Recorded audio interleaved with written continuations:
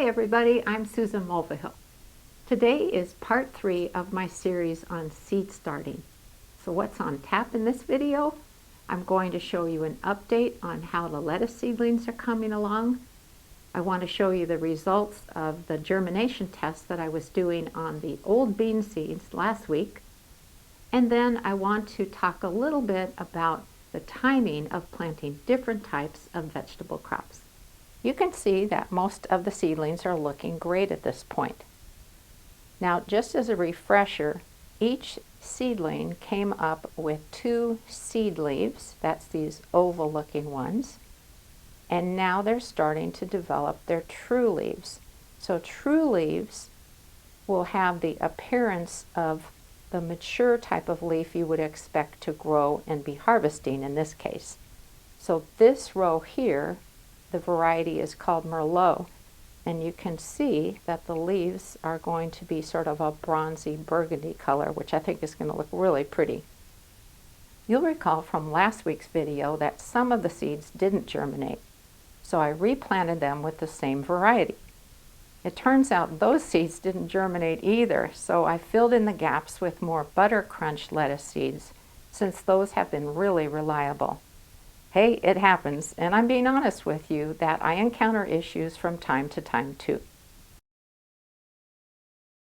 Now today is a milestone in these little seedlings' lives because I want to give them a little bit of fertilizer. You'll recall from a previous video I talked about how there's enough energy in a seed for it to germinate, send down a root, and send up a sprout. And once these seedlings start getting their true leaves, like I just showed you, that means it's time to give them a little bit of fertilizer because that food in the seed has run out. Now, I talked about fertilizer before. You want to use a liquid high nitrogen fertilizer, and in this case I'm using Alaska fish fertilizer today. One of the things that's really important to remember is that these little guys are just babies. You don't want to give them full strength fertilizer at the rate that's listed on the label.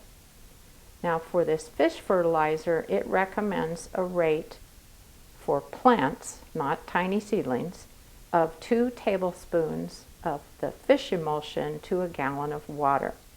So the rate that I'm going for is half of the amount of fish emulsion. So 1 tablespoon to a gallon of water. Now in this case, I'm actually using one of my bottle top waterers to do the fertilizing, and this is close to a quart. So what I did is I'm using a little bit less than a teaspoon of the fish emulsion to this almost 1 quart of water. So again, you want to just give them a weak solution. And I'm just going to direct it to the base of each of the seedlings. And you can see I'm not giving them a lot, just a little bit.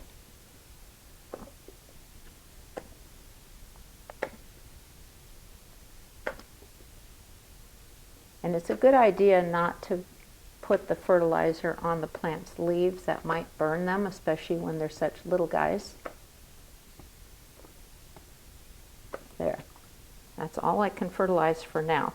But at least it gives them a little more energy to grow more. The funny thing that I wanted to tell you is that a couple of days ago when I was doing the second replanting of the lettuce seeds, I did something and then realized later, oh, I should have shown that on camera. Sorry about that. But what I wanted to point out is when I initially planted these seeds, I put about 2 seeds in each cell. And of course, I got really good germination for the most part, except for this middle area. And so I had more than 1 plant growing in each cell. Well, it's really a good idea to thin them so that there's just 1 seed per cell. And so I was pulling out the seedlings or snipping them off at the base, and I suddenly thought, oh, I probably should have shown you how to do that. So I do have 3 different cells here that have more than 1 plant in them. And if you feel like you can pull out the extra plant without disturbing the roots of the other one, you can just pull it out like that. If you feel like it's going to disturb the roots, like this one here, what I'm going to do is snip it off at the base rather than try to pull the roots since they're so close together. And with this one, I'm going to save this plant because it's the larger of the two, and let's see if I can just carefully pull it out. I know it always seems sad to do this, but I want to give these seedlings the right amount of space in each cell because they're still going to be indoors for a while before it's safe for me to move them out into our garden. And again, like I explained in the first of these videos, these are going to go under special protection so that they'll stay warm enough in our very chilly weather.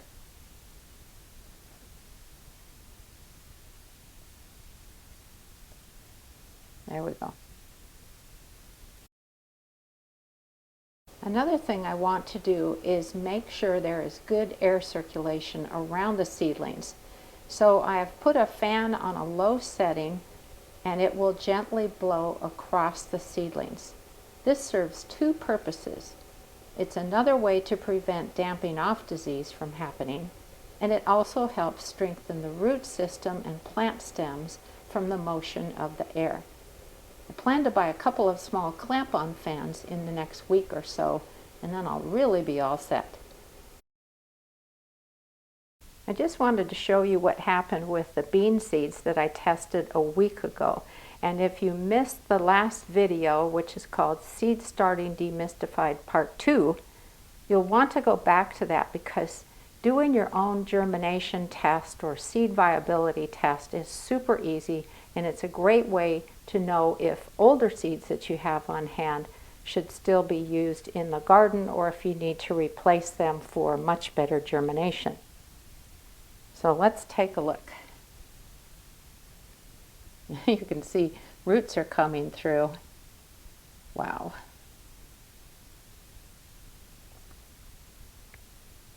And there we are. How cool is that? So these are really old seeds. They might be close to 10 years old. And you can see these would do really great. And let me just get my hand out of the way here. You can see every single one of those 10 seeds has germinated. So that is a 100% germination rate. I think that is fabulous. So it's a great way to know if your seeds are going to give you good germination. And it's a good reminder that even though bean seeds are only supposed to give you great germination for about 3 years, the seeds can remain viable for way longer than that. Okay, let's talk about the timing of starting different types of vegetable crops from seed. Now you'll recall that in my first video I showed you my seed starting scheduler worksheet, and I wanted to just remind you where it is because I want to show you how I'm using it a little differently this year. Okay, so if you go to my website, susansinthegarden.com, next you want to go to the guides menu, and then just scroll down. Everything is alphabetical, and here is the seed starting scheduler. So I have information about it, and then you'll see 2 links to 2 different versions of the scheduler. So the first one that I came up with has the seed type, and what I mean by that is the crop and variety that you're planting, how many weeks before or after the last frost you should plant them, the indoor planting date, if you're starting them from seed indoors, and then the date you would transplant them out into the garden, or in the case of certain crops, which I'll talk about in a moment, ones that you're going to sow the seeds directly into the garden. And then there's a column for notes. Now let me close this one and go to the newer version.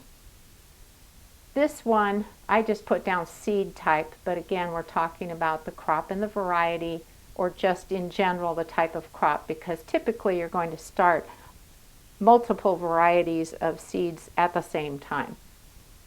And the new thing about this form is that it has the days to maturity in there. You typically will find that in seed catalogs or on the back of a seed packet. And the reason I thought that might be useful information is because if you want to do succession planting, where you take advantage of temporarily vacant spots in your garden to grow extra crops that don't take so much time, this would help you plan it. So let's not worry about that right now. But then here's the indoor planting date for seeds you want to start indoors, the date you would transplant those seedlings into the garden, or when you're going to directly sow the seeds in the garden. So let's look at some specifics. Now I realize it's a little hard to see and this chart is a bit of a mess, but don't worry because things are going to get much better in about a minute. What I normally do is fill in the chart with all of the vegetable crops I want to grow, alphabetically by the name of the crop. And that's what I did on this printout. However, one of the folks who watched my video commented that wouldn't it be smarter to list them in the order of the date you need to plant the seeds? And I thought, duh, yeah, that's a great idea. So it was a little challenging for me to transfer over to another form doing it that way, but it was totally worth it. So let me show you what I'm using now. Now that looks a lot better, doesn't it? I typed it up on my computer so you could see it much more easily. So there are a couple things that I wanted to show you, and that's why we're going through this part of the process. What I wanted to point out is which crops I start indoors first versus the seeds of crops that I'll plant directly out in the garden. The crops that I start indoors typically need a head start before they go out into the garden, especially since we have a short growing season. So look at all the crops that fall into this category. Things like broccoli, cabbage, celery, eggplant, peppers, tomatoes.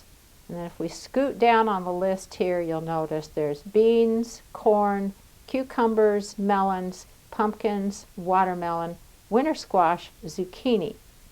Also kale and spinach later for our winter garden, but that's much farther down the road. But you can see it's quite a lot of things that need to be started indoors first. And so in this column, you'll notice here's the dates that I need to start all of those crops from seed. And of course, I've already planted the early lettuces, and Bill recently planted a type of onion called Red of Florence.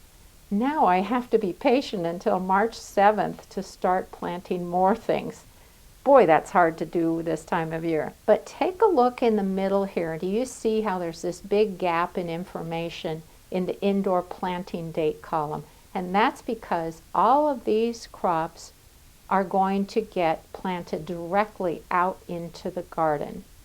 So we're looking at carrots, chard, beets, parsnips, radishes, spinach, arugula, and the main crop of lettuce. Just ignore potatoes because they're kind of in a whole different category. But all of these things do much better if you sow their seeds directly into the garden.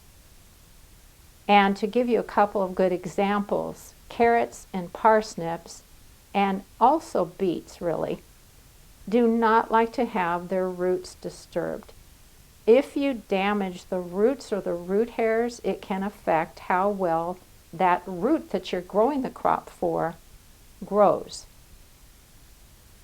Now, I have heard from some folks that you can transplant beets after starting them indoors, but I just kind of like to start them directly out in the garden rather than giving them a head start indoors. But I just wanted to give you an idea of what isn't going to be planted until it's safe to plant them out into the garden. So you'll notice for the majority of these crops, I'm not sowing the seeds out in the garden until April 6th, which sounds so far away to me right now. As I mentioned, I start bean and corn seeds indoors. I know a lot of folks probably think I'm nuts to do that because they're used to sowing the seeds of those crops directly in the garden. So I wanted to explain why I do this. We have problems with birds nibbling on freshly sprouted seeds and young seedlings. That is not good.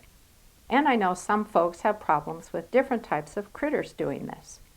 By starting them indoors first, I can plant them when they're large enough to fend for themselves. Our spring weather can be very unpredictable here, which can cause the seeds of beans and corn to rot in the ground.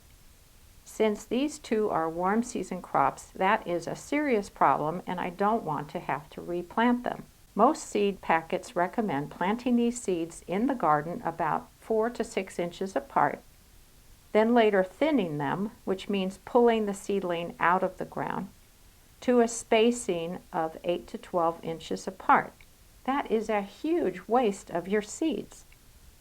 By starting my beans and corn indoors under optimal conditions, I get great germination rates, and I start exactly the amount I need for the garden and can transplant those seedlings into the garden at their final spacing.